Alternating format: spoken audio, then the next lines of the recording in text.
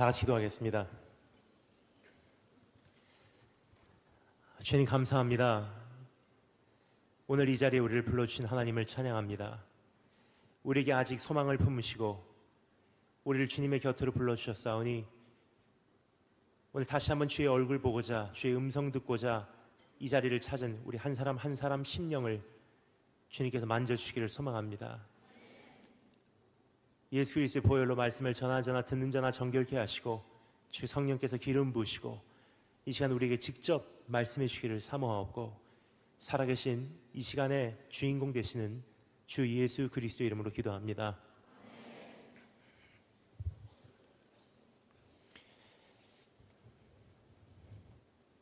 오늘 이 말씀을 통해서 주님께서 우리를 이렇게 초대하고 계십니다. 인생의 참된 승리를 경험하기를 원하거든 여호와 니시 하나님을 기억하라. 인생의 참된 성공 혹은 인생의 참된 행복을 소유하기를 원하거든 여호와 니시 하나님을 기억하라. 여러분 지금 제가 말씀드린 이 기억하라라는 단어는요, 여러분 듣기 좋으라고 사용한 단어가 아닙니다. 지금 이 말씀에서 우리에게 선포하고 있는 단어입니다. 이제부터 약속의 땅까지 그 백성들을 인도하여 들어가야 하는 젊은 종 여호수아를 위해서 하나님께서 모세에게 한 가지 부탁을 하시는 것을 우리가 볼 수가 있습니다. 하나님께서 모세에게 여호수아를 위해서 어떠한 부탁을 하시는지 우리 14절, 15절 말씀을 통해서 한 번 더 읽어보도록 하겠습니다. 14절, 15절 여러분 펼치신 성경은 말씀 마칠 때까지 덮지 마시고 우리 하나님 말씀 살펴보도록 하겠습니다. 14, 15절 다 같이 한 목소리로 읽겠습니다. 시작!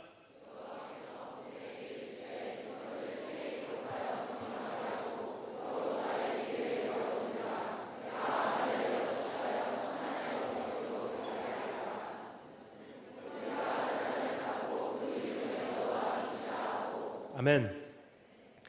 훗날 어떠한 용사로 세워질지, 어떠한 리더십을 발휘하게 될지, 그 백성들을 약속의 땅까지 어떻게 인도하게 될지 아직 아무것도 모르는 그 젊은 종 여호수아를 위해서 하나님께서는 모세에게 일러서 여호와 니시 되심의 사건을 귀에 임박이도록 들리게끔 하라고 말해주고 있습니다. 그리고 모세는요 그 명령에 따라서 어떻게 하죠? 여호와 니시라는 제단을 쌓는 것을 볼 수가 있습니다. 여러분 성경에 보면 제단을 쌓는 두 가지 이유가 있습니다. 첫 번째 이유는 하나님을 예배하기 위한 경배의 용도로 제단을 쌓았고요. 두 번째 이유는 하나님께서 행하신 일들을 그 자손들에게 기억하게 하기 위해서 기념비 역할로 제단을 쌓았다는 것입니다. 즉 하나님께서는 모세에게 이렇게 말씀하시는 것입니다. 이제 여호수아의 가슴에 새기게 하고 눈에 보게 하고 귀에 들리게끔 하여 여호와 니시 되심을 기억하게 하라. 여러분 이것은 엄청난 사실이 아닌가 생각이 됩니다. 그 이유는요, 이스라엘 민족이 애굽에서 탈출하자마자 홍해를 가르시고 홍해를 건너게 하셨습니다. 근데 이제부터 펼쳐지는 엄청난 광야의 현실, 그리고 그들과 맞서서 전쟁하기로 사생결단한 수많은 민족들과의 전투의 현실, 그러한 현실 앞에서 하나님께서 허락해 주신 것은 무엇입니까? 기도응답 아니었어요. 지름길 허락 아니었습니다. 어떤 특별한 용사들을 동원해 주셨습니까? 아니에요. 한 가지를 말씀하세요. 기억하라. 여호와 니시 하나님을 기억하라. 여러분 그 말씀은 수천 년 전 하나님의 백성들에게만 선포됐던 말씀이 아니라 지금 이 시대에 살아가고 있는 여러분과 제가 동일하게 들을 수 있는 음성이 아닌가 생각이 됩니다. 여러분 제가 지난번에 와서 말씀드렸죠. 내일은 환란이지 평안이 아닙니다. 무슨 뜻이냐면요, 가면 갈수록 믿음 지키기 어려워진다는 뜻입니다. 중학생 때는 우리가 이렇게 생각해요. 고등학교 들어가면 괜찮아질 거야. 아니에요 여러분. 고등학교 들어가면요 믿음 지키기 더 힘들어집니다. 대학교 들어가면 괜찮아질 거야. 아닙니다. 대학교 들어가면요 믿음 지키기 더 힘들어져요. 가정이 생기고 사회생활하고 자녀가 생기면 괜찮아질 거야. 아닙니다. 우리 다 아시듯이 가정이 생기고요, 아내가 생기고 자녀가 생기면요 내 믿음을 타협할 수밖에 없는 더 많은 요소들이 내 삶 속에 자리를 잡기 시작한다는 것입니다. 오늘보다 내일 믿음 지키기 더 힘들고요, 지금보다 이제부터의 미래 믿음 지키기 더 힘들어진다는 것입니다. 그래서 제가 굉장히 좋아하는 영어 속담이 있습니다. The only easy day was yesterday. 우리에게 유일하게 믿음을 감당할 만한 쉬운 날은 어제라는 날밖에 존재하지 않는다는 것입니다. 여러분, 그러한 시대에 도입하는 우리에게 하나님께서 허락해 주신 것은 무엇입니까? 기도 응답해 주겠다, 현실을 변화시켜 주겠다, 문제 해결해 주겠다, 너를 훌륭한 사람으로 들어쓰겠다. 주님께서 말씀하십니다. 그건 둘째 문제야. 가장 하나님께서 우리에게 선포하시기 원하시는 중요한 것은 무엇이냐? 기억하라, 여호와 니시 하나님을 기억하라. 그렇다면 여러분과 제가 이제는 적어도 여호와 니시라는 단어가 무슨 뜻인지 정리할 때가 됐다고 생각합니다. 우리가 지금까지 알고 있었던 여호와 니시에 대한 그 정리는요, 주님은 나에게 승리되십니다. 주님은 나를 이기게 하시는 하나님이십니다. 여호와 니시 하나님을 찬양합니다. 그 정도로 이해를 했어요. 하지만 말씀을 전하면서 여러분에게 처음에 꼭 부탁을 드리고 싶은 것이 있습니다. 지금까지 우리가 알고 있었던 여호와 니시라는 단어에 대한 정리를요, 이젠 그대로 뿌리째 뽑아서 버려버리시고 오늘 이 말씀을 통해서 새롭게 정리해 주시는 하나님의 음성에 함께 귀를 기울이기를 주님의 이름으로 축원합니다. 아멘. 자, 한 가지 부탁드리겠습니다. 우리 부채질하는 거 내려놔 주시고, 여러분, 저도 더워도 저도 부채질하지 않습니다. 저도 말씀 전하는 가운데 예의상 물 마시지 않겠습니다. 여러분들 물 마시는 거 삼가해 주시면 감사하겠고요. 오늘 말씀에 조금 더 경직된 모습으로 우리 집중해서 들어오시면 감사하겠습니다.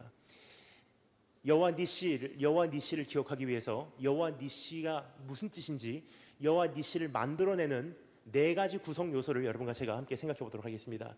네 가지 구성 요소. 첫 번째, 따라서 감사하겠습니다. 연합의 이유. 다시 한번, 연합의 이유. 오늘 이곳에 약 1000명 정도 모이셨다고 들었습니다. 하지만 지금 제가 들은 목소리는요, 적어도 1000명의 목소리는 아닙니다. 다시 한번, 연합의 이유. 우리 8절 말씀 통해서 다 같이 한 목소리로 읽어보도록 하겠습니다. 어떠한 설교자의 이야기가 아니라, 어떠한 강사의 이야기가 아니라 하나님 말씀을 직접 확인하고자, 내 가슴에 되새기고자 우리 말씀 구절 살펴보도록 하겠습니다. 8절 말씀 우리 다 같이 한 목소리 읽겠습니다. 8절 시작. 아멘. 여기서 참 중요한 단어가 하나 사용되고 있습니다. 우리말로는 그때라고 되어 있어요. 영어로는 then. 근데 우리말로 보나 영어로 보나 번역이 정확하지 않습니다. 왜냐면요, 시간의 긴급성을 나타내고 있지 않기 때문입니다. 하지만 가장 정확한 번역은요, 원어를 영어로 번역하자면 영어 단어 immediately 라는 단어가 가장 정확한 단어가 아닌가 생각이 듭니다. 무슨 뜻이죠? 즉시란 뜻이에요. 바로 이런 뜻입니다. 지금 우리가 살펴보고자 하는 이 사건, 바로 직전에 너무나 중요한 한 사건이 있었다는 것을 우리에게 암시해주고 있는 그런 단어이죠. 그렇다면 적어도 우리가 어떠한 사건이 있었는지를 복습해 봐야 합니다. 한번 생각해 보도록 하겠습니다. 하나님께서는 이스라엘 민족을요, 애굽에서 기적적으로 이끌어내십니다. 그리고 홍해를 가르시고 홍해를 기적적으로 건너게 하십니다. 여기까지 우리가 너무나 잘 아는 내용이에요. 근데 여러분, 이스라엘 사람들의 마음을 한번 우리가 상상해 보기를 바랍니다. 적어도 애굽에서 탈출하기 전까지, 홍해를 건너기 전까지는 그들 안에는 소망이 있었을 거예요. 애굽에서만 탈출하면 괜찮아질 거야. 저 홍해만 건너면 괜찮아질 거야.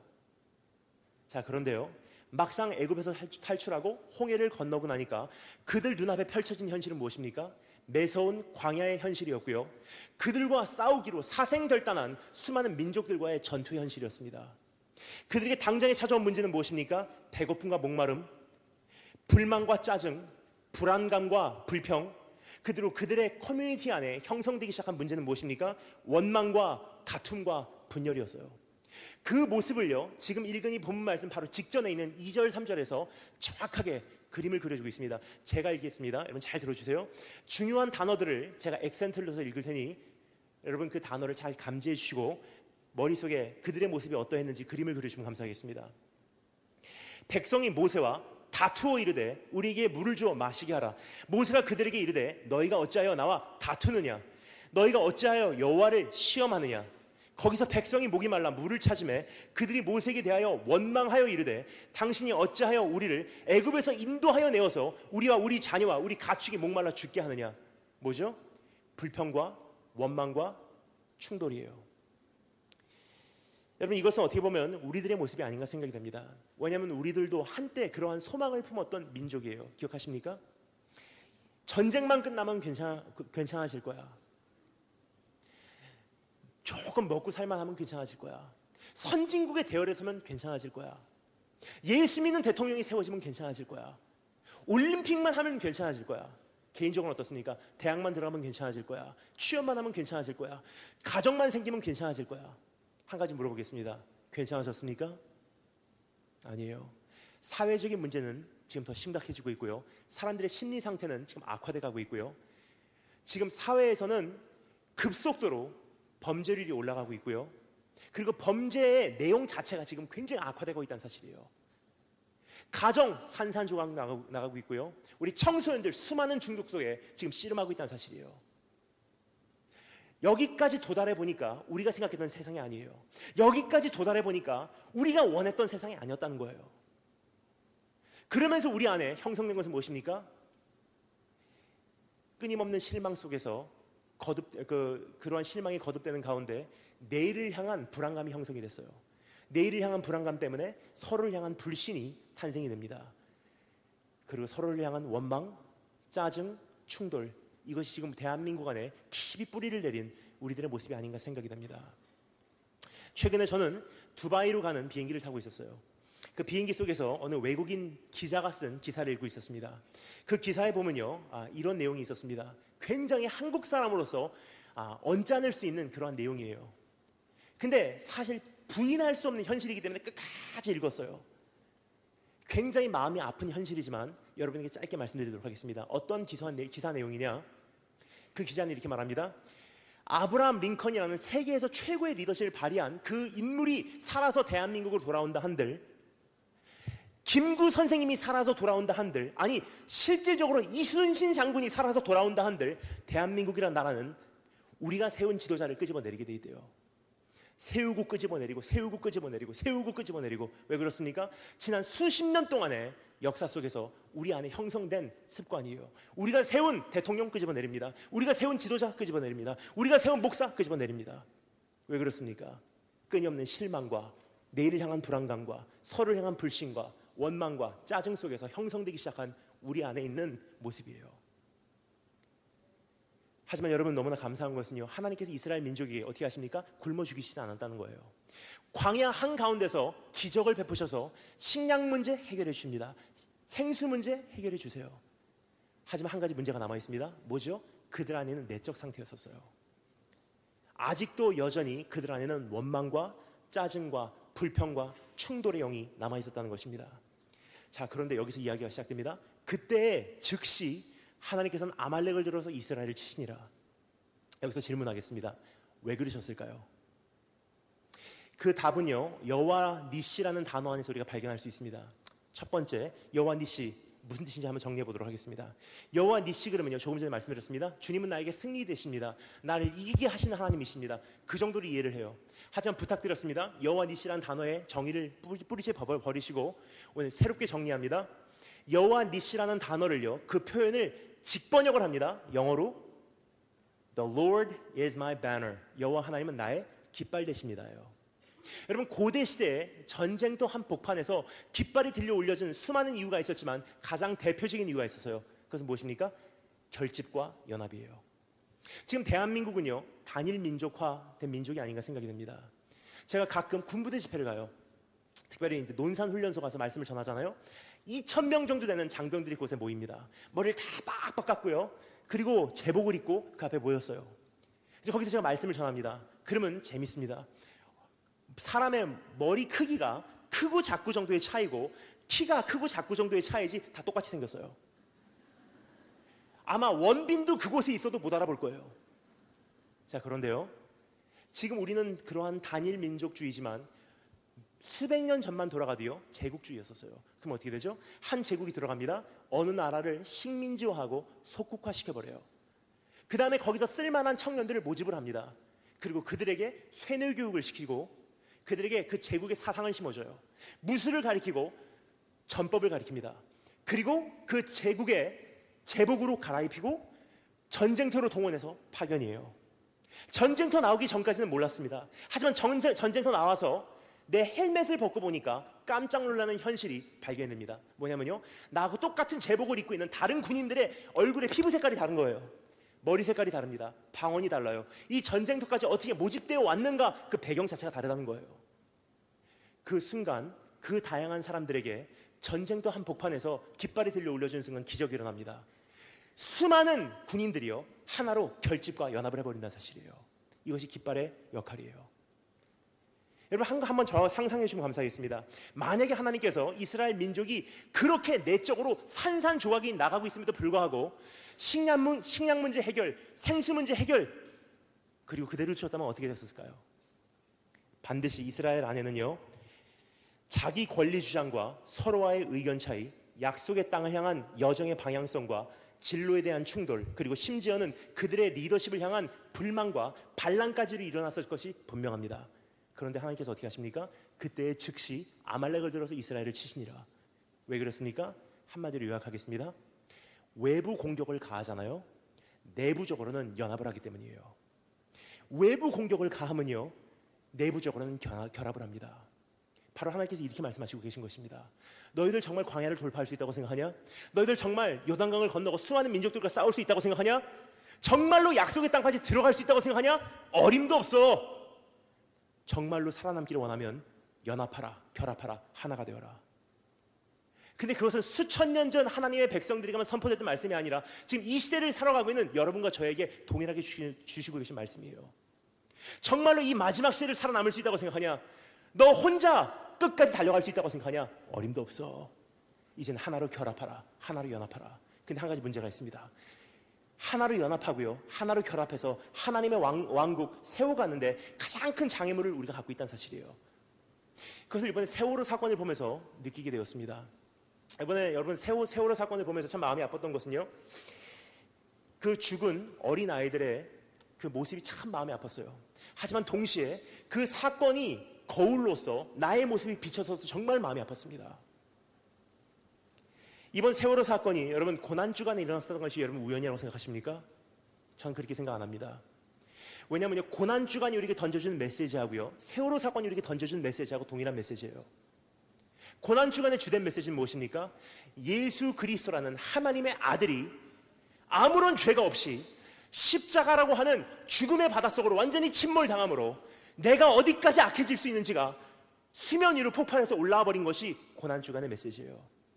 세월호 사건의 주된 메시지가 무엇입니까? 아무런 죄도 없는 어린 아이들이 죽음의 바닷속으로 완전히 침몰당함으로 나와 대한민국 사회가 어디까지 골마 있었는지 단번에 폭발해서 수면 위로 노출돼 올라온 것이 세월호 사건의 문제였었어요. 성공 때문에 정신없이 달려오느라, 행복 때문에 정신없이 달려오느라, 승리를 위해서 정신없이 달려오느라, 경제 개발을 위해서 정신없이 달려오느라 주변을 살펴볼 만한 여유가 없었습니다. 근데 막상 그날 다 폭발하고 나니까 그날 알게 됐어요. 생각보다 많이 골마 있었고요, 생각보다 많이 썩어 있었고요, 생각보다 많이 부패되어 있었어요. 물병 내려놔. 여러분, 이것은 누구의 한 사람의 문제가 아닙니다. 정치, 언론부터 시작해서 가정, 문화, 어린아이, 수도 없이 많은 구석구석에 박힌 문제가 그날 폭발해서 올라왔다는 거예요. 그중에 대표적인 한 가지 문제가 있다고 생각합니다. 제가 굉장히 좋아하는 속담이 있어요. 런던을 알기 위해서는 런던 밖으로 나가래요. 정말로 대한민국에 대해서 알기를 원하시잖아요. 대한민국 안에서밖에 보이지 못하는 모습이 있지만 대한민국 밖으로 나가지 않으면 보이지 않는 모습이 있다는 거예요. 그중에 한 가지 모습을 여러분에게 오늘 호소하겠습니다. 여러분, 저는요 미국의 사관학교 출신입니다. 미국 육군사관학교 처음에 입학했을 때 지금까지도 기억합니다. 제 몸의 세포들이 그날만은 아마 평생 잊지 못할 거예요. 지금도 사관학교 입학한 그 첫날을 생각해보면요, 막 긴장이 돼요. 딱 입학하는 순간 한 사람이 1학년당 5명의 선배가 붙어서 소리를 지르기 시작합니다. 앞에서 양옆에서 뒤에서 1cm 띄워놓고 막 소리를 지르는데요, 얼굴에 침이 튑니다. 그리고 바가지를 물을 갖고 와서, 바가지가 아니에요, 쓰레기통을 물을 갖고 와서 머리에다 끼얹어요.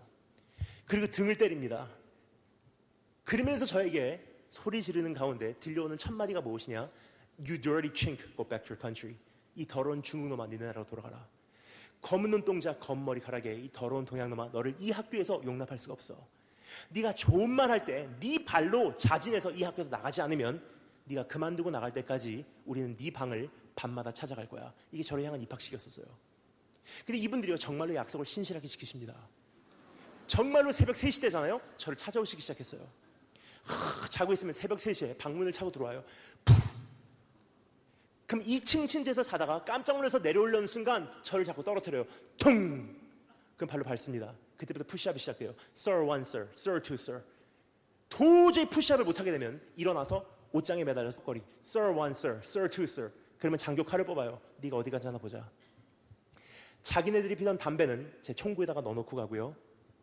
그 다음날 신으려고 닦아놓은 신발 3컬레 다 발로 밟고 침대포 뒤집어 놓고 갑니다. 이것도 사실 견딜만 하더라고요. 근데 제가 정말로 못 견디는 한 가지가 있었어요. 뭐냐? 하루에 3끼 밥 먹는 거예요. 아침, 점심, 저녁. 밥 먹으러 가면요. 앉는 자세가 있어요. 식탁에 배를 대고 차렷 자세로 브레이싱이라는 자세로 이 자세로 앉습니다.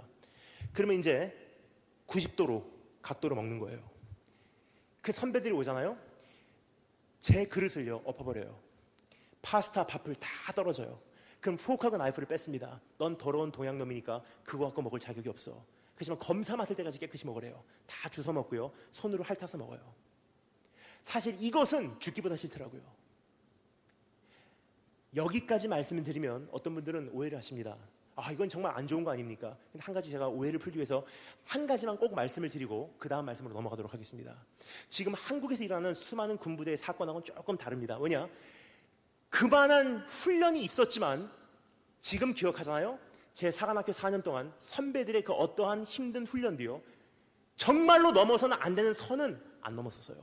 그것을 전제로 이야기를 들으시면 감사하겠습니다. 지금 대한민국 군대에서 일어나는 사건들 하나님께서 반드시 진리를 밝히시고 심판하실 것을 저는 확신합니다. 자, 그런데 제가 가끔 한국의 군부대 가서 이제 집회를 할 때가 있어요. 그러면서 지금 이제 제가 사관학교에 있었던 간증을요, 우리 장병들에게 나눕니다. 장병들이 좀 위로를 받는 것 같아요. 저거하고 비교하면 난 괜찮네. 그렇게 생각을 하시는 분들이 계십니다. 근데 꼭 말씀을 마치면 저에게 달려와서 한 가지 질문을 묻습니다. 목사님, 한 가지가 너무 궁금해요. 미국과 같이 인권을 인정하는 그러한 나라에서 어떻게 인권을 거기까지 완전히 파괴하는 그런 훈련을 시킬 수가 있습니까? 저에게는 그것이 그렇게 어려운 질문이 아니에요. 사실 미국에 대해서 조금 아시는 분들은요, 저하고 공감하십니다. 미국도 미국 나름대로 사회적인 심각한 여러 가지 문제가 있는 것은 분명합니다. 하지만 한 가지 분명한 것은요, 사회 깊은 곳에 아직도 뿌리를 내린 어떤 정서적인 바탕이 있다는 거예요. 그것은 무엇이냐? 정말로 누군가의 인권을 지켜주고 싶냐? 그러면 네가 인권 포기해. 정말로 누군가의 생명을 살리고 싶냐? 네 생명 희생해. 정말로 누군가의 자유를 지켜주고 싶냐? 네 자유 반납해. 그럼 군인이라는 존재는요, 다른 사람의 인권 지켜주고 다른 사람의 자유 보장해주고 다른 사람의 생명 지켜주기 위해서 부름받은 존재가 군인이라면 군인에게 가장 먼저 훈련에서 요구되는 것은 무엇입니까? 자기 인권, 자기 생명, 자기 자유 포기하는 훈련이에요. 여러분, 이것은 군대뿐만이 아니라 미국의 어떠한 사회적인 바탕에도 깔려있는 그러한 사상입니다. 한번 제가 스타벅스에 가서 커피를 주문합니다. 근데 옆에서 초등학교 1학년쯤 되는 이름이 존인 것 같아요. 그 존이라는 어린아이하고 그 어머니하고 나눴던 그 대화에서 제가 충격을 받은 적이 있어요. 커피를 주문합니다. 저 모르는 사람이에요. 근데 이야기를 엿듣고 충격을 받았어요. Grand Americano please 하고 돈을 내려고 하는 순간 옆에서 음료를 기다리는 그 어머니가 초등학교 1학년짜리 존에게 물어봅니다. John, what did you learn in school today? 오늘 학교에서 뭐 배웠니? 존이 뭐라고 대답하냐면요. Our nation is a hero, mom. 우리 나라는 지금 영웅을 기다리고 있대요. 이 나라를 누군가가 살려야 된대요. 제가 귀가 솔깃해갖고 계속 그 이야기를 들었어요. 그 어머니가 뭐라 그러신지 저는 충격을 받았습니다. 뭐라고 하는지 아십니까? That's right, John. 그러면서 뭐라 그러냐? 정말로 이 나라가 그 영웅을 기다리고 있어. 근데 그 영웅은 자기 자신을 희생할 수 있는 사람이야. 자기를 희생시킴으로 이 나라를 세울 수 있는 사람이 진짜 영웅이야. 제가 커피를 주면 나가 그 얘기를 듣고 제가 갑자기 아멘 할 뻔했어요. 진짜 맞는 얘기잖아요. 진짜 맞는 얘기예요. 여러분, 저는 제일교포 3세입니다. 일본에서 컸어요. 일본에서 크면서 많이 일본 사람들을 접했습니다. 근데 여러분, 일본 사람들도요, 사회적으로나 역사적으로 잘못한 것들, 우리가 부인할 수 없는 문제들이 있는 것은 분명합니다. 하지만 한 가지는요, 우리가 인정 안 할 수가 없는 것이 있어요. 그것은 무엇이냐? 적어도 일본의 사회적인 바탕으로 쫙 깔려있는 어떤 일본 사람들의 도덕적인 그 기준은 무엇이냐? 남을 위해서 희생해라까지는 일본 사람들은 말 안 합니다. 근데 많은 경우 적어도 자식들에게 뭐라고 가르치냐? 스쿠나크다마 호카노시니 매하고 갖게 나이데 그래요. 무슨 뜻이냐? 적어도 다른 사람들에게 패기치는 인생을 살지 마. 그러니까 일본 사람들이 잘하는 게 있어요. 뭐죠? 스미마셍. 적어도 패 안 끼치는 인생을 살려고 몸부림치는 것이 일본 사람들이에요. 자, 그런데 우리 한번 생각해 볼까요? 하나님 앞에서 점검하시는 시간이 되기를 원합니다. 이번에 여름에 수많은 캠프에서 수많은 수련회에서 하나님의 말씀이 선포되었어요. 그 중에 어떤 말씀들은요, 정말 귀한 말씀들이에요. 우리 청소년들을 진짜 안에서부터 살리는 귀한 말씀들이 많이 선포되었습니다. 하지만 어떤 말씀들은요, 제 가슴이 좀 아프더라고요. 이런 말씀들이에요. 하나님께서 우리나라를 특별히 선택하셨습니다. 하나님께서 우리 교회를 특별히 선택하셨습니다. 하나님께서 나를 특별히 선택하셨습니다. 여러분, 위대한 꿈을 꾸십시오. 위대한 비전을 가지십시오. 하나님께서 여러분을 위대하게 쓰실 것이고 세계적인 무대에 세우실 것이고, 여러분이 세계적인 무대에 설 때 하나님께서 여러분을 통해서 영광 받으실 것입니다. 하면 우리 청소년들 어떻게 합니까? 아멘! 근데 한 가지 문제가 있습니다. 배친모라잖아요. 나와 내 가정이 제일 중요하고 아직도 세계적인 무대에 서야 되는 것이 나니까 제일 먼저 뛰어내리는 것이 나예요. 주님께서 오늘 이 말씀을 통해서 가장 먼저 물어보신 게 뭔지 아십니까? 승리가 무엇인 줄 아느냐? 여러분이 생각했던 승리는 무엇입니까? 남들보다 배부른 거? 남들보다 화려한 무대에 서는 거? 남들보다 빨리 가는 거? 주님께서 말씀하십니다. 그거 승리 아니야. 참된 승리라는 것은 하나로 결합하는 거야. 하나로 연합하는 거야. 참된 승리라는 것은 네가 희생하고 다른 사람 살리는 거야. 참된 승리라는 것은 네가 내려놓음으로 하나님의 나라 왕성케 하는 거야. 참된 승리라는 것은 왼뺨 맞으면 오른뺨 내놓는 거야. 참된 승리라는 것은 그들이 우하면 네가 좌하고 그들이 좌하면 네가 우하는 거야. 이게 승리래요. 여러분, 진짜 부흥을 원하십니까? 진짜 부흥이라는 것은 어떻게 일어나냐? 어느 날 갑자기 성령이 임해서 임하시는 그런 부흥도 있지만, 우리가 기다리고 있는 그 대각성 부흥이라는 것은요, 지금까지 우리가 잘못 알던 거 교정하고 하나님 앞에서 우리가 잘못 살아노라고 가슴을 치는 역사가 대각성 부흥의 시작이에요.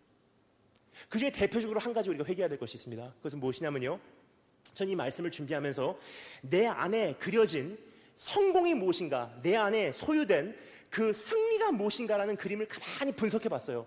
소름이 끼칩니다. 왠지 아세요? 세상이 말해주는 승리하고요 똑같습니다. 그림이. 단지 내가 갖고 있는 승리의 그림은요, 하나님께 영광을 돌리기 위해서라는 것을 포장이 되어 있을 뿐이에요.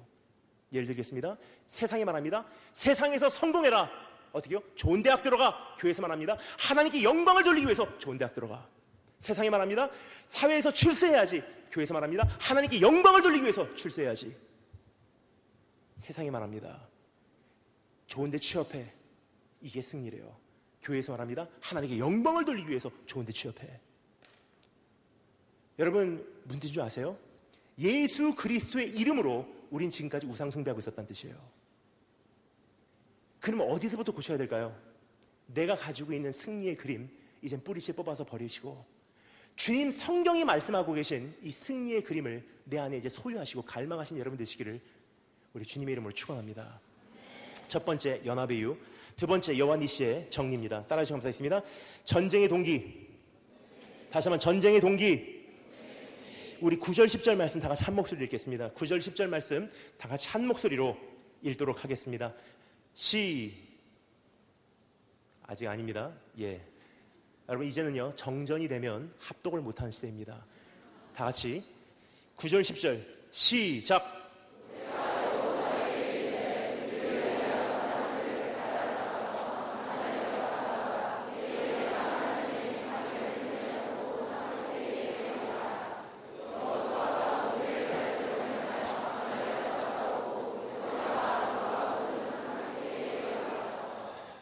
아멘.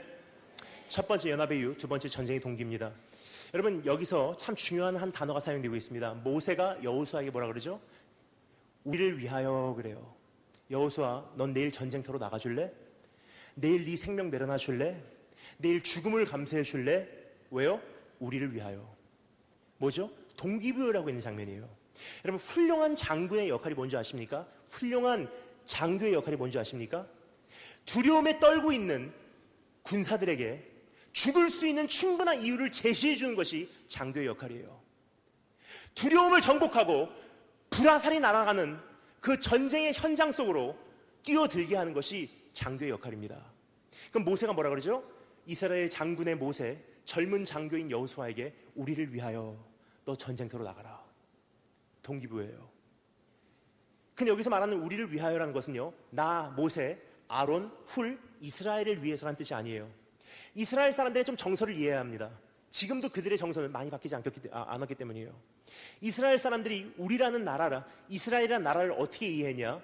이스라엘이라는 나라는 단순히 이스라엘이라는 나라로 끝나는 것이 아니라 언젠가 임하실 메시아 왕국의 deposit, 모형이라고 믿고 있었어요. 즉 이 모세가 우리를 위하여 나가라는 것은요, 이스라엘을 위해서 나가는 뜻이 아니에요. 언젠가 임하실 하나님의 왕국을 위하여 우리 이스라엘이 왕성해야 돼. 너 우리를 위해서 이스라엘 대표해서 나가줄래? 네 생명 내려놔줄래? 하나님의 왕국을 위해서. 죽음을 감수해줄래? 하나님의 왕국을 위해서. 동기부여를 하고 있는 장면이에요. 사실 요즘에 우리는요, 동기를 확인할 수 없는 시대에 살고 있지 않나 생각을 합니다. 왜냐면요, 군인들만 봐도 내가 이 전쟁을 왜 싸우고 있는지 생각을 안 할 때가 너무나 많아요. 한번 생각해 볼까요? 요즘의 전쟁과 고대 시대의 전쟁이 조금 형태가 달라요. 물론 지금도요, 보병들도 있고 특전사들도 있고 정말 생명을 아깝지 않게 버리는 참 귀한 분들 많이 계십니다. 하지만 제가 말씀드리는 것은요, 비율적으로 볼 때 요즘의 전쟁은 조금 다른 것 같아요. 컴퓨터 모니터 뒤에서 치러지는 경우가 많이 있습니다. 어떻게 치러지죠? GPS 켭니다. 뚜뚜뚜뚜뚜뚜뚜뚜뚜뚜 lock, press enter. 끝. 그런 전쟁이에요. 근데 여러분, 수십 년 전에만 해도 전쟁이 좀 달랐어요. 기억하십니까? 불화살이 날라옵니다. 총알이 지나가요. 폭탄이 터집니다. 팔이 날아가고 다리가 찢어져요. 피를 토해내면서 나 좀 살려달라고 외치고 있는 죽어가는 내 형제, 내 전우들의 시체가 널려 있어요. 피 범벅이고 나도 피 범벅이고 진흙으로 뒤집어 썼어요. 그리고 피비린내 나며 구역질 나는 그 현장에서 사람은 생각 안 할래 안 할 수가 없어요. 내가 여기까지 하면서 전쟁을 치러야 되는 이유가 무엇인지, 내가 여기까지 하면서 내 생명을 버려야 되는 이유가 무엇인지 사람은 생각하게 돼 있어요. 그래서 여러분, 고대 시대에 전쟁에 가장 앞장선 사람이 누구냐? 깃발 든 사람이에요. 깃발이 제일 먼저 전진합니다. 그 이유는요, 깃발은 이상을 상징하고요, 깃발은 내가 죽을 수 있는 이유를 상징하고요, 깃발은 내가 싸워야만 하는 동기를 상징하기 때문이에요. 깃발 든 사람이 전진합니다. 그럼 바로 뒤에 누가 쫓아가냐? 북치는 사람이 쫓아가요. 축축축축축축축. 그 깃발을 바라보며 동기를 제시받고 그 북소리를 들을 때마다 내 심장이 뛰기 시작해요. 그것이 나에게는 흥분이 돼서 그 심장의 리듬에 맞춰서 돌진하면 전쟁터로 뛰어나가는 거예요. 그래서 여러분, 원수들도 사실 그걸 알고 있어요. 그럼 원수들이 가장 먼저 누구를 공격할까요? 깃발 든 사람이에요. 왜냐? 깃발만 쓰러지잖아요. 내가 왜 싸워야 하는지 그 동기가 전쟁터 한복판에서 희미해져요. 그럼 어떻게 되죠? 현실이 보이기 시작합니다. 두려움이 몰려옵니다. 두려움이 몰려오면요, 군인들은 각기 제 길로 도망가게 돼 있어요. 그 전쟁은 이미 패배한 전쟁이에요. 그래서 원수가 가장 먼저 누구를 공격? 깃발 든 사람을 공격합니다. 깃발 든 사람이 총 맞고 쓰러져요. 그러면 깃발이라는 것은 사실 무기의 용도가 아니죠? 여러분, 깃발로 찌르는 사람 맞습니까? 아니잖아요. 우리가 생각하기에는 저걸로 적어도 그 깃발 그까지 거 하나 쓰러져봤자 아무런 소용이 없다고 생각합니다. 자, 그런데요, 깃발이 총 맞고 쓰러지면요, 놀라운 현실이 일어납니다. 바로 뒤에서 총 가지고 가던 사람이 자기 총을 내려놓고 갖고 깃발 들어요. 그리고 다시 전진합니다. 자기도 총 맞고 쓰러져요. 그럼 뒤에서 쫓아오던 총 든 사람이요, 자기 총 내려놓고 갖고 깃발 들어요. 언제까지? 그 깃발이 원수의 영에 꼽히는, 그래서 승리를 상징하는 그날까지. 근데 오늘 이 말씀을 통해서 우리 주님께서 물어보십니다. 네 인생이 휘날리고 있는 깃발이 무엇이니? 나의 인생이라는 깃발이 휘날리고 있니? 아니면 여호와 하나님이라는 깃발이 휘날리고 있니? 여러분, 아무리 훌륭한 성공이라고 해도요, 그 깃발에 내 인생이라고 써있는 그 전쟁은요, 이미 패배한 전쟁이래요. 하지만 여호와 하나님의 깃발이 휘날리는 그 전쟁의 영역은요, 하나님이 정복하신 승리의 영역이라는 사실을 기억하시기 바랍니다. 여러분, 하나님께서 우리에게 말씀하시는 이 깃발은요, 언젠가 있을 깃발이 아니에요.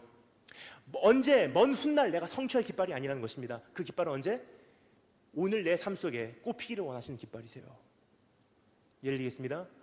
우리는요, 그 깃발이 서 있는 곳을 향해서 내 인생의 모든 방향성을 조절하게 돼 있어요. 예를 들어서 언젠가 들어갈 대학에 그 깃발을 꼽아놓으면요, 내 인생의 전신 전력을 다해서 그 대학 들어가는 것이 내 인생의 성공이니까 수단과 방법을 가리지 않고 그 대학을 들어가려고 그래요. 안 들어가면 어떻게 하실래요? 근데 만약에 그 깃발이 오늘 내 삶의 한가운데 꼽히게 되면 여러분, 이야기가 달라져요. 예를 들까요?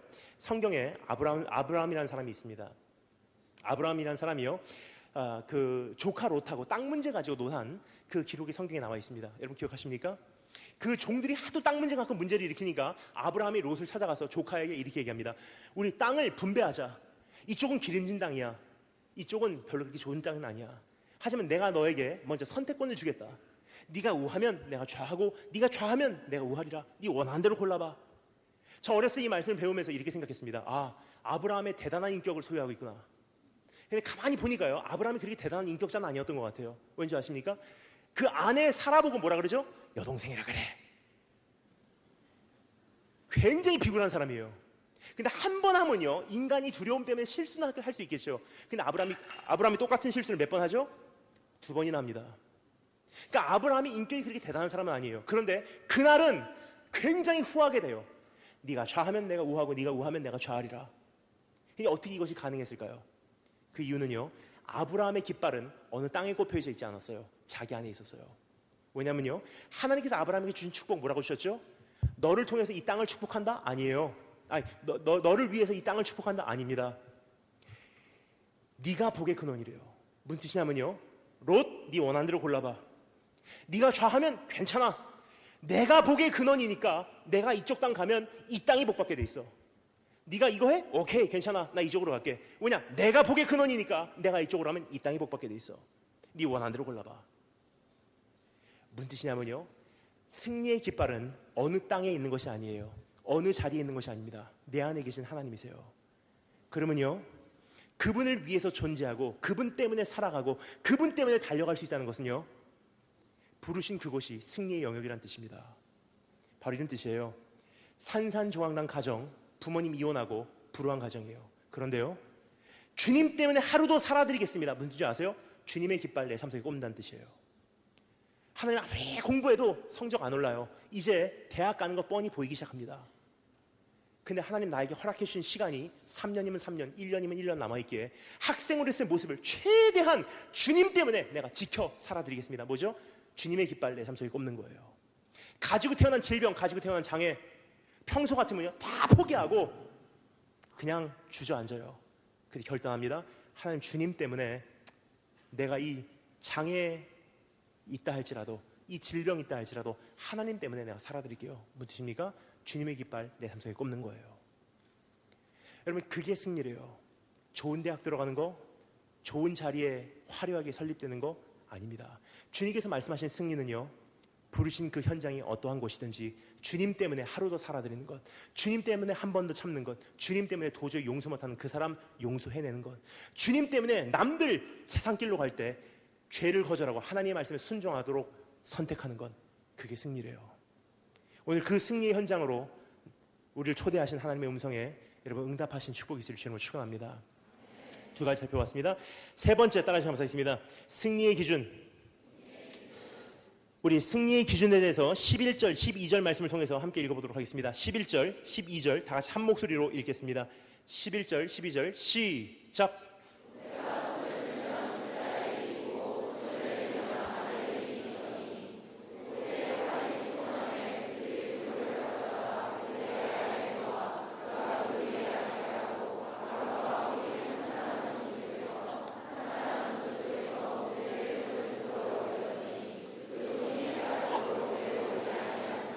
아멘.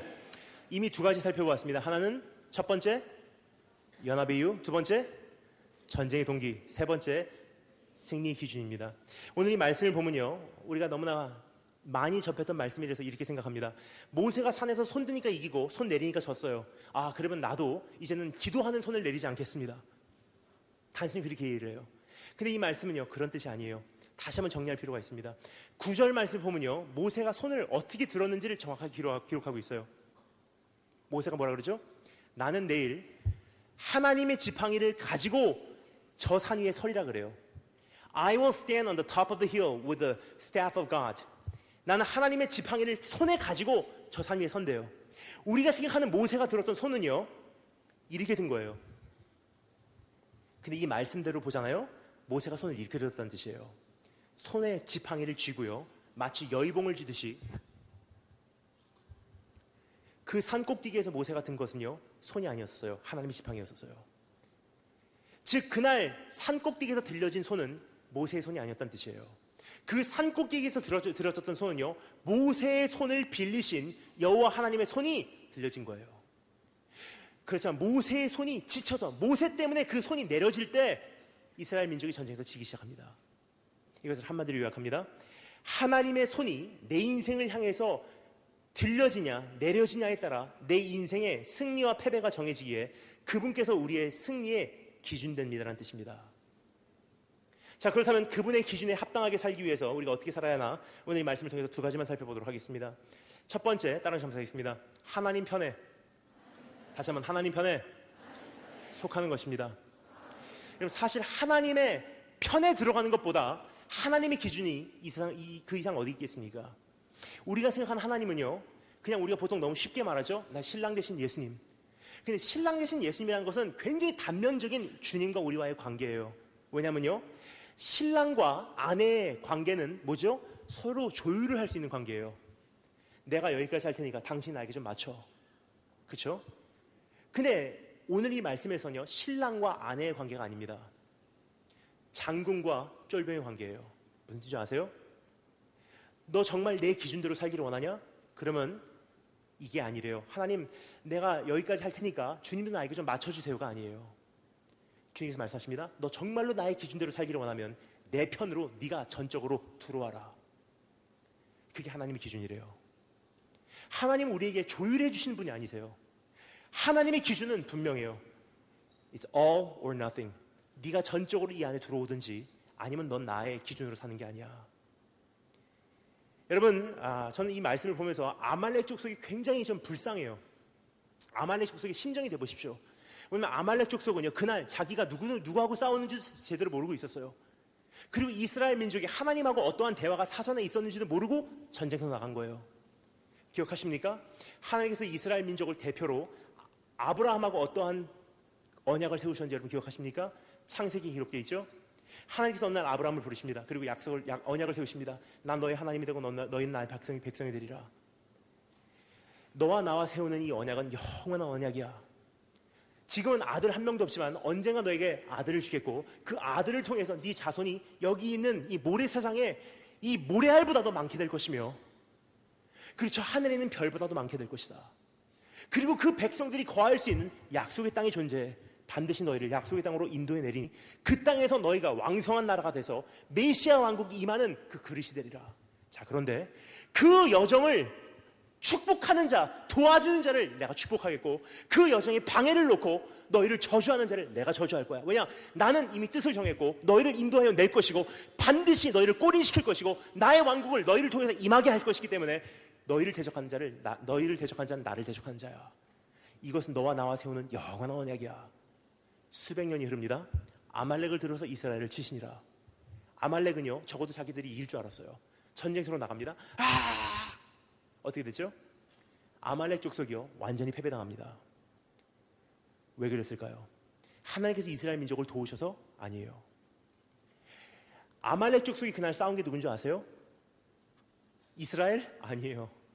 아말렉 족속이 그날 싸운 것은요, 이스라엘이 아니라 계획을 세우신 분, 언약을 세우신 분, 언약을 집행하시는 분, 그 언약을 마침내 이루실 분, 언약을 성취하시기로 작정하신 분, 그 신실한 언약 위에 그 언약을 진행하시고 계신 여호와 하나님 자신하고 싸웠던 거예요.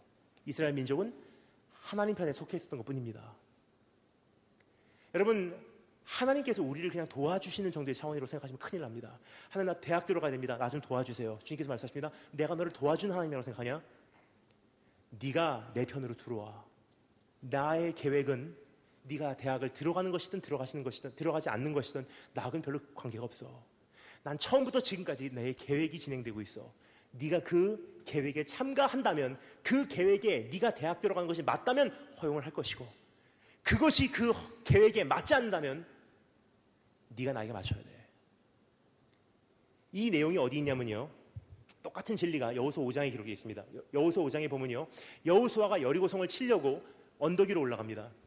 근데 언덕 위에 가서 여리고성을 정탐하려고 보니까 이미 그 언덕 위에서 어떤 사람이 여호수아를 기다리고 있는 거예요. 손에 칼을 빼고 손에 그 칼을 들고 서 있는 거예요. 여호수아가 그 사람하고 맞서서 어떠한 대화를 나눴는지를 제가 읽어드릴게요. 잘 들어주세요. 여호수아가 여리고에 가까이 이르렀을 때 눈을 들어 본즉 한 사람이 칼을 빼어 들고 마주 서 있는지라. 여호수아가 나아가서 그에게 묻되 너는 우리를 위하느냐 우리의 적들을 위하느냐 하니 그가 이르되 아니라 나는 여호와의 군대 대장으로 지금 왔느니라 하는지라. 여호수아가 얼굴을 땅에 대고 엎드려 절하고 그에게 이르되 내 주여 종에게 무슨 말씀을 하려 하시나이까. 요약합니다. 여호수아가 여리고성이 내려다 보이는 곳으로 정탐하러 올라옵니다. 근데 어떤 사람이 이미 그 언덕 위에서 손에 칼을 들고 서 있는 거예요. 우리말로 보면 이렇게 돼 있죠. 여호수아가 그에게 나가서 묻대라고 돼 있어요. 번역이 잘못됐습니다. 이대로 이해하면요, 큰 오해를 해요. 마치 여호수아가 가서 저기요, 말씀 여쭤보겠습니다. 우리 편입니까? 원수 편입니까? 그런 뜻이 아니었어요. 여호수아가 그에게 나아갔다는 것은요, 정확하게 번역하면 이런 뜻이에요. 여호수아도 칼 뽑았다는 뜻이에요. 그리고 그에게 달려들었다는 뜻입니다. 굉장히 드라마틱한 장면이 여기서 펼쳐져요. 그 사람하고요, 이름 모를 그 사람하고 여호수아의 칼싸움이 시작돼요. 칭칭칭. 굉장히 드라마틱한 장면이에요. 여러분 영화에서 보셨죠? 칼싸움 하면서 대화 나누는 거. 그 사람에게 여호수아가 달려들어요. 야, 달려들어서 정체를 밝혀라. 싸우기 시작합니다. 챙챙 하면서 대화가 이루어져요. 넌 우리를 위함이냐? 우리의 적들을 위함이냐? 우리 편이냐? 원수 편이냐? 여호수아의 머리에는요, 두 가지밖에 없었어요. 우리 편, 원수 편. 근데 이 사람이요, 상상을 초월하는 대답을 합니다. 뭐라 그러죠? 아니라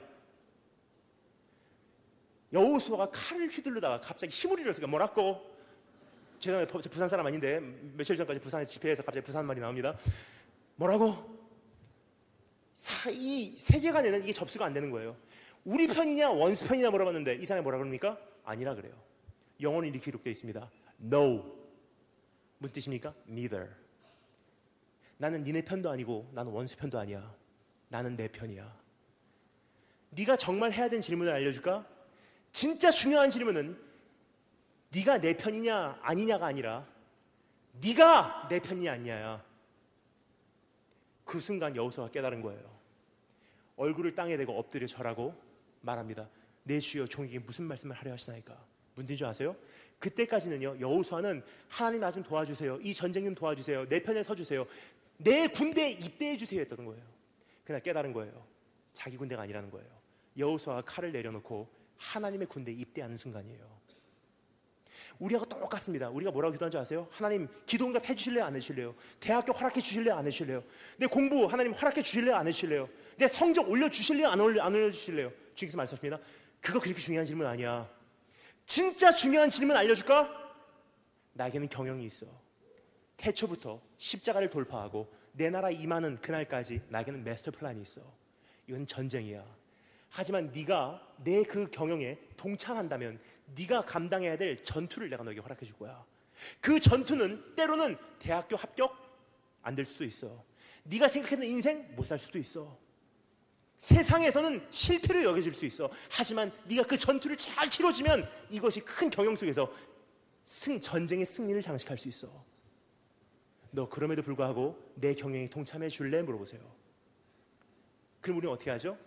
주님 사양하겠습니다 하고 어떻게 합니까? 여호와 하나님의 깃발을 내 인생에서 뽑아서 버려버리고 내 인생이라는 깃발을 꼽아버려요. 분명히 말씀드리겠습니다. 이것은요, 이미 패배한 인생이에요. 그 전투는 내가 싸우니까 마음대로 되겠죠. 내가 원하는 대학 들어가겠죠. 내가 원하는 인생 살아가겠죠. 근데 문제가 있습니다. 큰 경영 속에서 보면 패배한 인생이에요. 하지만 분명히 말씀드리겠습니다. 하나님의 경영에 동참을 한다면요, 비록 내 한 번의 인생, 한 번의 전투가 실패와 패배로 끝난다 할지라도 하나님이 보실 때는 주님의 경영에 꼭 필요한 발받침이었기에 반드시 내 이름을 영원토록 메아리치게 하신다는 것입니다. 오늘 주님께서 우리를 초대하고 계십니다. 너 내 편으로 들어올래? 물어보세요. 어떻게 하실래요? 두 번째, 주님의 편에 속한다, 주님의 기준에 합당하게 산다는 건 따라 점사 있습니다. 하나님의 눈동자에 합격하는 것입니다. 여러분 오늘 이 말씀 보면요, 저는 제가 대학교 때 생각이 납니다. 제가 대학생 때 복싱을 했어요. 복싱을 했는데 정말로 치열하게 싸웠습니다. 근데 가장 인상 깊게 제가 기억되는 것이 무엇이냐면요, 복싱 매치가 다 끝나고 심판이 양 선수의 손을 잡을 때가 있어요. 그리고 이제 발표를 합니다. 심판이 마지막에 누구 손을 들어주냐에 따라서 승부가 정해져요. 아무리 복서가요, 열심히 자기 나름대로 싸웠다고 생각해도요, 아무리 자기가 이겼다고 주장을 해도요, 아니 심지어는 다른 사람의 링 속으로 들어와서 내 손을 대신 올려준다고 해도 인정되지 않는 승리예요. 그런데요, 심판이 손을 들어주면요, 그것만이 유일하게 인정된 승리라는 것입니다. 오늘 여기서 그려지는 그림이 바로 그런 그림이에요. 하나님께서 이 손을 드냐 내리냐에 따라서 승부가 정해졌다는 것은요, 이 세상에서 내 나름대로 열심히 살아간다 하도요, 이 세상에서 내가 내 나름대로 이겼다고 생각을 해도요, 아니 심지어는 다른 사람이 내 인생에 들어와서 너 참 잘한다고 박수 쳐준다고 해도 유일하게 인정되는 승리는 한 가지예요. 마지막 날 최후의 심판이 내 손을 들어주냐 내리냐의 차원이라는 것입니다. 여러분, 주님의 방법으로 이제 하나님의 눈동자에 합격되기 위해서 승리할 자신이 있으십니까? 쉽게 아멘하지 마십시오. 왜냐면요, 쉬운 일이 아니에요. 여러분, 저는 저희 어머니께서 항상 하셨던 두 가지 부탁이 있습니다. 저에게 유언과 같이 엄마가 죽어도 너 이 두 가지는 꼭 들어줘 하고 저에게 부탁하셨던 두 가지 부탁 말씀드릴게요. 첫 번째, 인생을 살다 보면 반드시 인생의 막다른 골목에 들어설 날이 와. 사방이 막혀있고 도저히 숨을 쉴 수 없는, 네가 그토록 의지하고 싶어도 네가 의지했던 그 모든 사람들이 더 이상 이 세상에 안 있을 수도 있어. 너를 사랑했던 그 부모도 이 세상을 떠났을 수도 있어. 근데 인생의 그런 막다른 골목에 들어서면 사람의 본능은 다 때려치고 아무도 없는 곳으로, 아무도 모르는 곳으로 도망가서 숨고 싶은 것이 사람이 느끼는 충동이야. 근데 그날 엄마가 없어도 너 이거 꼭 기억해줘라. 이 한 가지 부탁이다. 그날 숨만 쉬고 있으면 길어도 짧아도 그 기간은 지나가. 절대로 그 자리를 도망가지 마. 네가 그 순간을 못 견디고 도망가잖아. 엄마는 너를 기다려주겠지. 하지만 네 아내는 너를 안 기다려줘. 네 자녀는 너를 평생 용서 안 할 거야. 그리고 네 사역은 너를 가차없이 잘라버릴 거야. 아무리 숨이 막히는 그런 현실이라 할지라도 절대로 그 자리를 도망가지 말아라. 두 번째 부탁, 저희 어머니께서 정말 그 유언과 같이 저에게 항상 하셨던 말씀이 있어요. 오해하시면 안 됩니다. 저희 어머니 살아계시고 정정하십니다. 근데 정말 중요한 부탁이니까 저희 어머니께서 그렇게 거기에 비중을 주시고 말씀하셨어요. 두 번째 부탁, 네 부모가 네 눈앞에서 매를 맞아도 죽임을 당해도 너는 그거에 개입되지 마. 사실 이거는요, 굉장히 마음이 아픈 인간의 도리가 아니에요. 그래서 저희 어머니께서 그 다음에 뭐라고 말씀하시냐, 이렇게 말씀하십니다. 네가 목사 안수를 받을 때, 네가 선교사 파송을 받을 때 너는 더 이상 부모의 생명을 지킨 사람이 아니야. 하나님 영광 지킨 사람이지. 네가 그 싸움에 개입돼서 흉기를 들거나 폭력을 동원해서 부모의 생명은 지켜낼 수 있을지는 몰라. 하지만 하나님 영광 지켜내지 못하면 넌 이미 패배한 삶이야. 반대로 부모의 생명은 네가 지켜내지 못했다 할지라도 하나님의 영광 끝까지 지켜냈기에 네가 그 싸움을 싸워낸다면 그 인생은 하나님께서 반드시 기억해줄 승리한 삶이야. 그럼 저희 어머니께서 이렇게 말씀하십니다. 너 그거 아니? 너 이름표 단 거. 내가 목사 안수를 받을 때, 네가 선교사 파송을 받을 때 너 이름표 달았어. 그 이름표 뭐라고 써있는지 아십니까? 나는 질 수밖에 없는 사람입니다. 당신이 왼뺨 때리면 나는 오른뺨 낼 수밖에 없는 존재입니다. 당신하고 싸워도 나만 손해입니다. 그게 이름표예요. 그래서 여러분 저만 달고 있습니까? 아니에요. 예수 그리스도라는 그분, 아무런 죄가 없이 우리들을 위해서 생명 아낌없이 내어주신 그분을요, 나의 주인님으로 영접하는 순간 여기 있는 우리 모두가 그 이름표 달고 있는 거예요. 억울하십니까? 아니에요. 그렇게 싸우면, 그렇게 살아가면 마지막 날 주님께서 내 손 들어주신대요. 여러분, 제가 좋아하는 노래가 있습니다. 부르진 않겠습니다. 가사만 읽어드릴게요. 잘 들으시면 감사하겠습니다. 승리가 무엇인 줄 아는가? 승리가 무엇인 줄 아는가? 더 좋고 편한 가능성의 유혹을 저련히 잘라버리고 오직 주님만 따라가는 것, 바로 승리라네. 승리가 무엇인 줄 아는가? 승리가 무엇인 줄 아는가?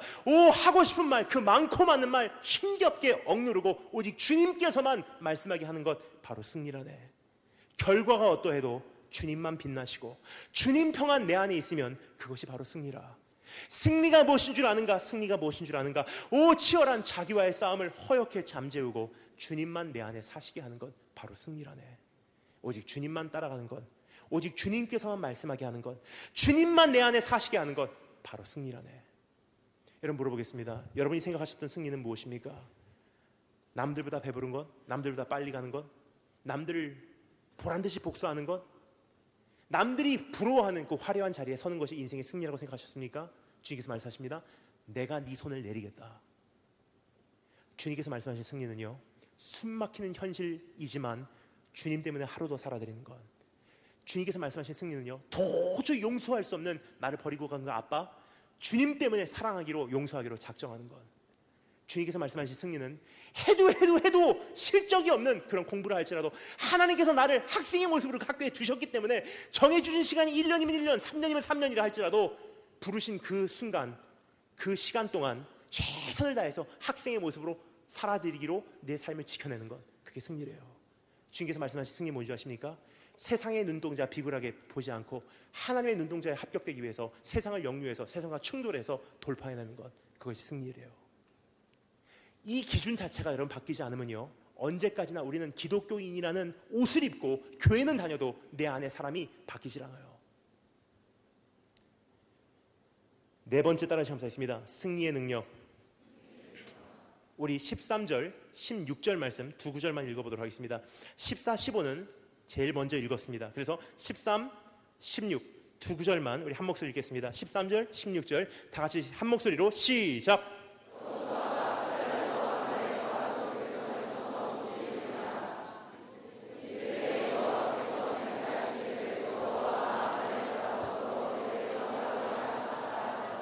아멘. 여러분, 저는 감사한 것이요, 주님께서 우리의 어떠한 개념을 교정해 주신 것 같은 느낌이 이 말씀을 읽을 때마다 듭니다. 왜냐하면 우리가 갖고 있던 승리의 개념은 무엇입니까? 결과예요. 좋은 대학 들어가는 거, 출세하는 거, 취업하는 거, 결혼하는 거, 결과예요. 그것을 우리는 승리라 그래요. 근데 우리가 갖고 있는 개념으로 보잖아요. 이 말씀이 도저히 이해가 안 가요. 왜 그렇습니까? 우리가 가지고 있는 개념으로 보면요, 이 말씀이 어떻게 진행돼야지 말이 되냐. 이스라엘 민족이 애굽에서 탈출합니다. 홍해를 건너옵니다. 그리고 광야를 돌파합니다. 그리고 요단강 건너갑니다. 그리고 헷족속, 가나안 족속, 아모리 족속 다 물리칩니다. 그리고 가나안 땅에 입성합니다. 그리고 여호와 니시, 그건 어울리겠죠. 결과니까. 근데 이 말씀이 언제 선포됩니까? 출애굽하자마자, 홍해 건너자마자 여호와 니시예요. 이 모든 여정의 초입 부분에 선포되는 말씀이에요. 왜 그렇습니까? 한 가지 이유예요. 우리가 가지고 있는 승리의 정의는 결과지만 하나님의 승리의 개념은요, 틀이에요, 틀. 이 틀을 가지고 살아. 이 틀을 가지고 산다면 인풋, 아웃풋, 이 틀에 무엇을 담아내도 승리를 소화를 해내게 돼 있어. 아픔을 담아도 승리를 소화해내고요, 상처를 담아도 승리를 소화해내고요, 패배를 당해도 승리를 소화해내고요, 눈물을 담아도 승리를 소화해낸대요. 그 틀을 가지고 살래요. 대표적인 예가 누구죠? 예수님이에요. 십자가를 통째로 담았어요. 그럼 어떻게 됩니까? 부활, 승리, 영생, 그리고 하나님의 백성을 얻으셨어요. 주님께서 말씀하신 것은요, 승리의 틀이에요. 그 틀은 무엇입니까? 하나로 연합해라. 하나님을 동기 삼아라. 세상 눈치 보지 말고 하나님의 눈동자를 의식하고 살아라. 하나님 편으로 들어와라. 그 틀로 살면요, 무엇을 담아도 승리를 소화해낼 수 있다는 것이 주님께서 말씀하신 승리예요. 그러한 삶을 살아가는 자에게 주님께서 마지막으로 한 가지 약속하십니다. 승리의 능력까지 맛보게 하신대요. 오늘 이 말씀을 보면요, 13절하고 16절 말씀이 평행으로 되어 있어요. 우리말로는 이해가 안 갑니다. 그래서 제가 이것을 마치 원어를 읽듯이 읽어드릴 테니 여러분 잘 들으시면 감사하겠습니다. 13절 16절 말씀을요, 제가 액센트를 넣어서 다시 읽겠습니다. 여호수아가 칼날로 아말렉과 그 백성을 쳐서 무찌르니라. 16절, 여호와가 아말렉과 더불어 대대로 싸우리라. 뭔지 줄 아세요? 여호수아가 칼을 휘둘렀대요. 근데 여호와가 그 칼날이 원수의 목에 맞게 하셨대요. 똑같은 말씀이요, 다른 곳에서는 이렇게 번역이 되어 있습니다. 사람이 아무리 자기의 길을 계획할지라도 그 길을 인도하시는 분은 하나님이시래요. 아무리 유능한 용사도요, 전쟁터에서 아무리 훌륭한 무기를 가지고 휘둘린다 할지라도 칼날 자체가 원수의 목에 맞지 않으면요, 그 전쟁은 패배한 전쟁이에요. 그런데요, 어린아이 한 명이라 할지라도 양을 치다가 형들에게 도시락 배달해주러 가서 하나님을 조롱하는 원수 보고요, 가갖고 시냇가에서 물맷돌 몇 개 가지고 가갖고 던졌는데 단번에 명중해버리잖아요. 승리예요. 승리는 어려운 게 아니에요. 하나님이 손에 쥐고 계시기 때문입니다. 그럼 주님께서 우리에게 요구하시는 것은 무엇이냐? 승리의 틀을 가지고 살라는 거예요. 결과는 하나님의 몫이라는 것입니다. 바로 이런 뜻입니다. 최선을 다해서 공부해요. 열심히 합니다. 정말 최선을 다해서 공부하고요, 성적 최고예요. 모든 대학 가는 건 준비 끝났어요. 가정 빵빵해요. 모든 학비 다 완성됐어요. 자, 그런데요, 주님 받으시잖아요? 못 갑니다. 분명한 사실이에요. 그런데요, 반대로 최선을 다해서 공부해요. 성적 미달이에요. 수련회 때 회개하고 열심히 해보겠습니다 해서 했건만 이미 늦게 시작한 공부라 성적 미달이에요. 중학생 때 혹은 고등학생 때 정말 공부해야 될 때 가정이 산산조각 나는 바람에, 가정이 어려워지는 바람에 공부할 줄을 놓쳐서 성적이 미달이에요. 무슨 이유로 간에 최선을 다했지만 성적이 미달이에요. 그런데요, 주님 여시잖아요? 갑니다. 무슨 줄 아세요? 오늘도 살아계셔서 여시고 닫으시는 분 주님이세요. 주시고 거두어가시는 분 주님이세요. 죽이시고 살리시는 분 주님이세요. 여러분, 그러면 누구에게 합격돼야 되겠습니까? 오늘 여기까지 말씀드리면요, 이미 앞에 있는 우리 사람들 얼굴을 보면요, 저는 여러분이 무슨 생각하는지 저는 압니다. 목사님 정말 말씀 감사합니다. 너무 막 감사합니다. 은혜 받았습니다. 근데 한 가지 문제가 있습니다. 안 되는데 어떻게 합니까? 정말 연합해야 되는 거 알겠습니다. 왼뺨 맞으면 오른뺨 내는 거 알겠습니다. 정말 주님을 나 인생의 동기 삼아야 되는 거 알겠습니다. 주님 뜻대로 정말 세상 눈치 보지 않고 주님 위해서 달려가야 되는 거 알겠습니다. 근데 안 되는데 어떻게 합니까? 그래서 오늘 말씀을 여기서 마치면요, 이것은 the gospel, 복음이 아니에요. bad news, 나쁜 소식이에요. 왜냐? 아무리 노력해도 안 되는 사람들에게 이렇게 살아 적용하는 것은요, 멍해입니다. 근데 너무나 감사한 것은요, 하나님께서 이렇게 주신 것은 무엇입니까? 복음이에요. 왜냐? 이 말씀은 여기서 끝나지 않습니다. 그 이유는요, 여기서 소개되어지고 있는 모세라는 사람이 주인공이 아니에요. 모세는 누굽니까? 표지판이에요. 나보다 언젠가 더 위대한 모세가 옵니다. 가리키고 있는 표지판이에요. 수백 년이 지나고 그 위대한 그분이 이 세상에 오셨어요. 모세가 가리키고 있었던 모세보다 위대한 그분이 이 세상에 오셨습니다. 그분이 이 땅에 오셔서 자기 자신에 대해서 뭐라고 소개하십니까? 모든 선지자들의 글과 출애굽기, 모든 시편과 모든 율법은 나 예수 그리스도를 위해서 쓰여진 거야. 무슨 뜻입니까? 내가 모세를 완성하기 위해서 왔어. 그래서 주님께서 어떻게 하십니까? 모세에게 사역의 바톤 타치를 받으러 모세를 만나러 가십니다. 어디죠? 변화산 꼭대기. 변화산 꼭대기에서 예수님과 모세와 엘리야가 셋이서 만나서 대화를 나누세요. 저는 그것이 굉장히 궁금했어요. 어렸을 때 주일학교 때. 그 대화 내용이 무엇이었을까? 여러분 안 궁금하세요? 제가 이상한 어린아이였던 것 같습니다. 굉장히 궁금해서 그 대화 내용이 무엇일까? 성경을 읽어봐도 대화 내용을 찾을 수가 없습니다. 그런데요, 어느 날 읽는데 충격을 받았어요. 거기 있어서는 안 되는 한 단어가 사용되고 있어요. 원어로. 그 단어는 무엇이냐면요, 영어로 번역합니다. Exodus, 출애굽이래요.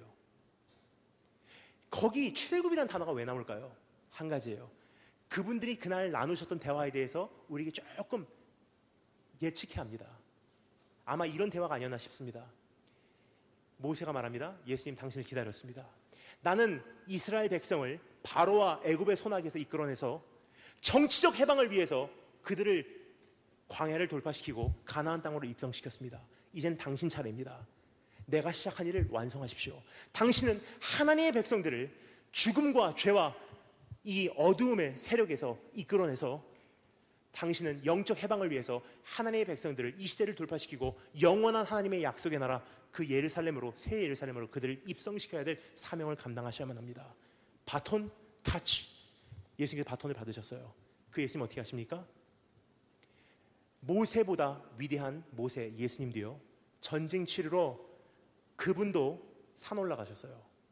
그분도 전쟁 치르러 나무 가지고 올라가셨고요. 그분도 산꼭대기에서 그 나무를 가지고 두 손 드셨어요. 그분도 산꼭대기에서 그 나무에다가 손을 대고 해가 지도록 두 손 들고 있었어요. 해가 질 무렵, 전쟁이 마무리될 무렵, 승부가 정해질 무렵 그분이 마지막으로 선포한 말씀이 무엇입니까? 다 이뤘다. 무슨 뜻인 줄 아세요? 전쟁 끝났다는 뜻이에요. 승리 거뒀다는 뜻입니다.